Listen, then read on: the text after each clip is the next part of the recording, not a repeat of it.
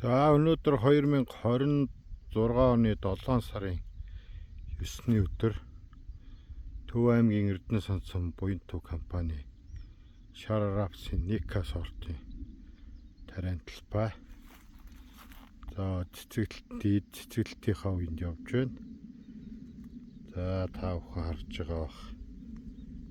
Навч үндсэндээ цэвэрхэн шавж байхгүй. Навчны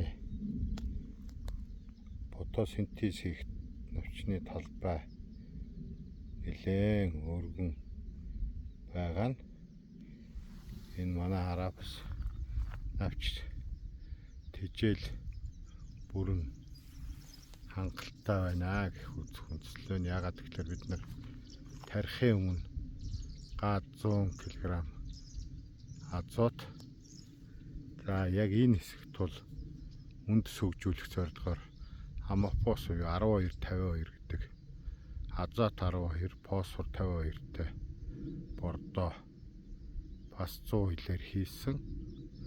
За энэний үндсэн дээр бол ийм хүчрхэг үндэстэй ийм хүчрхэг Харапс сургаж байна.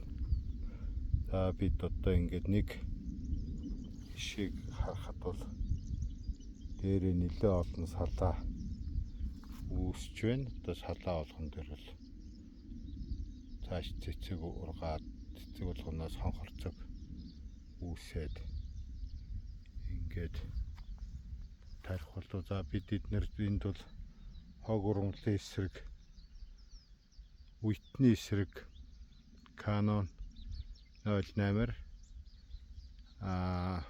өргөн навчтын эсрэг Megalith 0350 литр га нормоор хийсэн. За ингэж хийхдээ бид нэр Цитогумат компани бор молибдинтэй эхний ээлжинд хийсэн, дараагийн ээлжинд цэвэр бор хийсэн. За одоо бид нар бол ерөн цэцэглэлтээс дуусаад үр зүтгэх явцад бол дахин хөхөр Цитогумат хийн. За энэ болгоныхаа хажуурууд нараас универсал Цитогумат 04-оор хийж байгаа. За бусад элементтэй гуматуудыг бол бид нар 05-аар хийж байгаа.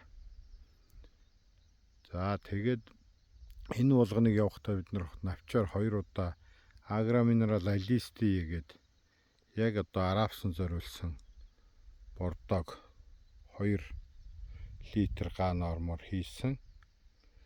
За ийм байдалтай ерөнхийдөө бол үр хариуцлагаас хагуулаад үндсэндээ 3 удаа шавжны хамгаалт хийсэн, үр хариуцлал дээрээ хийсэн. Стрит 6 литрээр. За дараа нь эхний боловсруулалтын дээр аккорд гэдэг альфа цитромитинтeg 150 г-аар хийсэн. За дараа нь яг иш сунах буюу бундуулалтын үед бол бид нэр Восторг гэж хороо 150 мл-ээр хийж одоо шавжнаас бүрэн хамгаалсан байгаа. За бид нэр одоо цэцэг идэгч хорхоо ч юм уу нэлээд хайлаа байхгүй байна. Тийм учраас бид нэр энд одоо дараагийн шавжныхыг бол бундуулалтын үед дахин хорхоо орвол дахиж хийх болно. Гэхдээ одоогийн байдлаар бол хийх шаардлагагүй болоо гэсэн ийм бодолтой байна. За энэ 5 сарын 13-нд 14-нд тарьсан ийм талбай байгаа.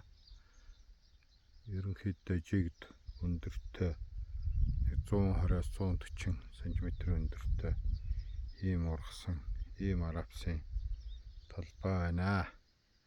Та бүхэн таримлаа төрөл бүрийн хортон хог ургамал өвчнөөс сайн хамгаалаарай. За энд бас 2 дахь цацалдсан дээр өвчний эсрэг пропигнакзалт 250-тай булдог гэж манай бас функцид явсан учраас одоохондоо өвчний ямарваа нэгэн шинж тэмдэг харагдахгүй байна. За энэ мөр бол манай хор цацагч явсан мөр. Энэ та бүхэн харж байгаа энэ доотлын навч одоо өшөө энэ бундуудалд үүсээд цэцэг үүсээд ингээд явах ийм хүнжтэй байгаа. За ийм талбай дээр ирсэн байна.